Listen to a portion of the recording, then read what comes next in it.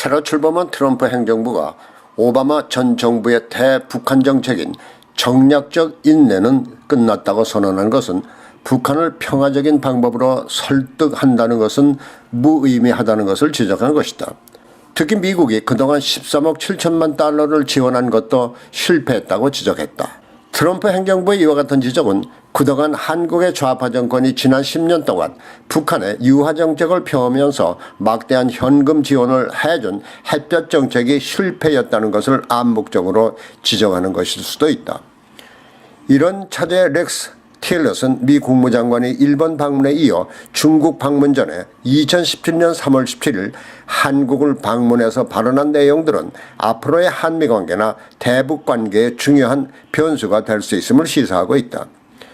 틸러슨 미 국무장관은 한국 도착 즉시 지난 1976년 북한 병사 30명의 도끼로 미군 장교 2명이 살해된 사건의 상징 부대인 판문점 비무장지대 캠프 보니파스를 먼저 찾은 것은 북한의 만행을 잊지 않고 있다는 사실과 앞으로 북한의 어떤 도발적 행위도 좌시하지 않겠다는 메시지일 수 있다.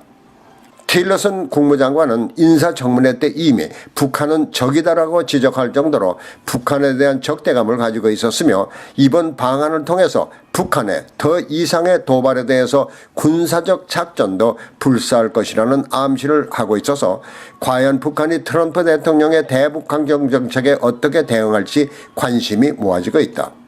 이번 틸러슨 국무장관의 한국 방문은 앞으로 있을지도 모르는 좌파 정권에도 불구하고 앞으로도 사드 배치 등을 통한 한미 동맹에 변함이 없을 것이라는 점을 강조한 것으로 보여지며 중국의 한국에 대한 사드 보복을 끝내야 한다고 강조함으로써 중국 방문 때 북한에 대한 한국의 미흡한 제재가 사드 배치로 이어진 것이라는 점을 아울러 강조하며 중국이 북한 제재에 적극적으로 나서줄 것을 요구할 것으로 보인다. 한편 중국이 북한 핵 관련 육자회담의 재개를 요구한 데 대해서 유엔은 중국이 그동안 대북 제재에 미온적이었다며 반대 의사를 표명했다. 이와 같은 일련의 움직임은 북한에 대한 인내나 인도적 지원이 불필요하다는 것과 함께 중국의 태도를 비난하는 것으로 받아들여지고 있다. 그런데 문제는 앞으로 정권을 잡겠다는 좌파 세력의 안목이다. 특히 현재 대권주자 1위를 달리고 있는 문재인과 더불어민주당은 정권을 잡는 즉시 북한을 먼저 방문해서 유화 제스처를 쓰는 것은 물론 현금 지원과 개성공단, 금강산 방문 등 햇볕 정책이 펴온 대북 정책이 오히려 북한의 핵 개발을 촉진했던 전철을 다시 밟을 것으로 알려져 우려를 낳고 있다.